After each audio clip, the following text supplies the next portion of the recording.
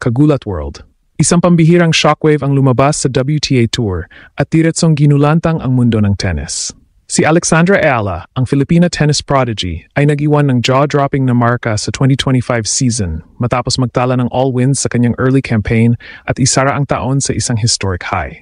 Mula sa dating ranking na number 158 noong 2024, nagpakita siya ng unprecedented acceleration at tumakyat real quick tungo sa WTA rank number 50.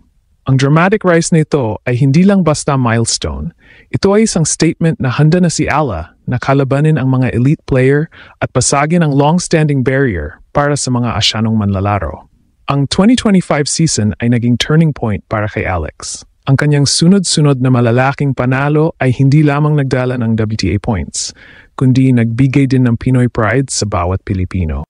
Ang kanyang mga historic matches laban sa mga dating top 30 players ay nagpapatunay na ang skill at mental fortitude niya ay world-class. Ang bawat victory niya ay kumakatawan sa tagumpay ng Filipino spirit na nakikipaglaban sa global stage. Ito ang katuparan ng matagal ng minimithing legacy sa tennis, isang impact na hindi pa natatamo ng sinumang Filipina tennis player sa kasaysayan. Ang conflict ay nagtapos na. Hindi na siya isang junior star na umaakyat. Isa na siyang ganap na WTA contender. Ang kanyang pag-akyat sa top 50 ay nagbibigay ng matinding hope na malapit na nating makita ang ating flag sa main draws ng lahat ng Grand Slams, ang ultimate goal ng bansa. Ang emotional high na hatid ng kanyang achievement ay nagpapatunay na ang pagod, training at sakripisyo ay nagbunga. Ang bilis ng kanyang pag-akyat ay nagpapahiwatig na mayroon pang potential na hindi pa nasasagad.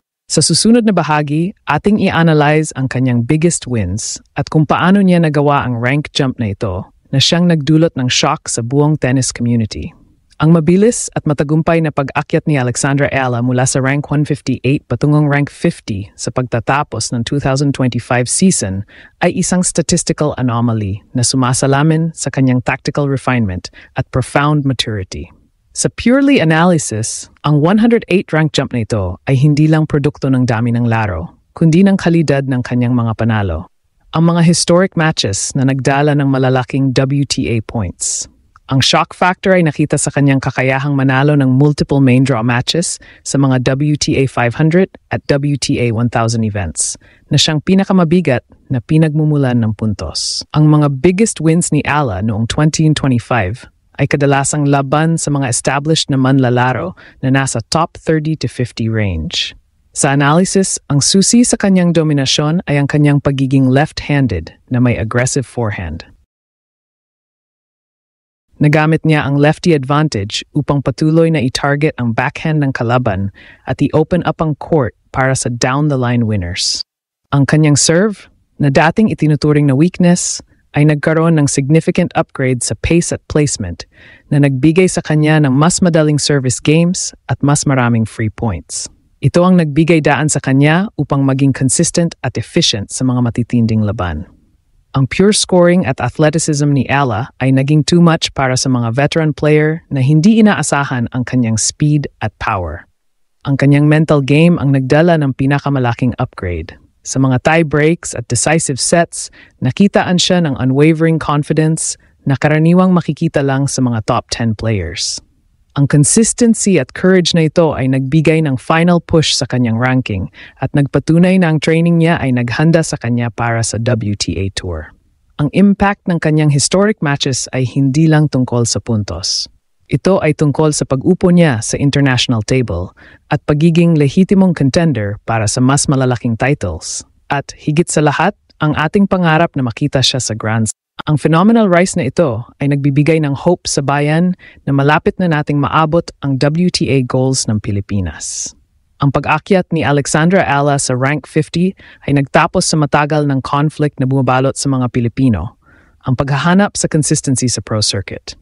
Noon, ang bawat loss ni Ayala ay nagdudulot ng temporary heartbreak sa mga tagahanga, umaasa lamang sa potential na balang araw ay makita siyang makipagsabayan sa mga elite.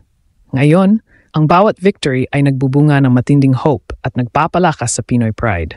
Ang barrier ng top 100 na kadalasang pinakamahirap pasagin sa tennis ay madaling nilampasan ni Ayala na nagpapatunay na ang mental and physical game niya ay level up na. Ang kanyang historic matches noong 2025 ay hindi lang nagbigay ng puntos, nagbigay ito ng prestige sa Pilipinas. Ang panalo niya laban sa mga seeded players sa mga major tournaments ay nagpadala ng shockwave sa global tennis community. Ito ang legacy na inaasahan sa kanya, ang hindi lang maging competitor kundi maging disruptor. Ang explosive Taglish pacing ng kanyang Rice ay nagpapaalala sa lahat na ang Filipino talent ay hindi dapat minamaliit.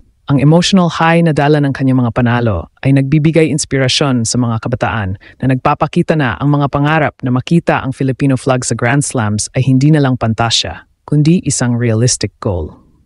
Ang kanyang pagiging ranked number 50 ay automatikong nagbibigay sa kanya ng main draw entry sa lahat ng WTA 1000 at Grand Slam tournaments. Ito ang pinakamalaking milestone dahil ito ang tuluyang nag-alis sa kanya sa hirap ng qualifying rounds, kung saan madalas maubos ang energy ng mga up-and-coming players. Sa main draw, mas mataas ang WTA goals na kaya niyang abutin at mas marami siyang exposure laban sa mga top 10 players. Ang pressure ay mataas, ngunit ang drive ni Alex Ayala ay mas matindi. Ang kanyang determinasyon na i-rally the nation to believe again ay makikita sa kanyang unwavering performance, isang tunay na simbolo ng Filipino resilience. Ang bawat stroke niya ay kumakatawan sa bawat Pilipinong nangarap na magtagumpay sa mundong pinamumunuan ng mga Western powerhouses. Ang explosive rise ni Alexandra Ayala mula rank number 158 tungo sa rank number 50 ay nagpatunay na ang Pinoy talent ay hindi na lamang humahabol, kundi nangunguna sa WTA Tour.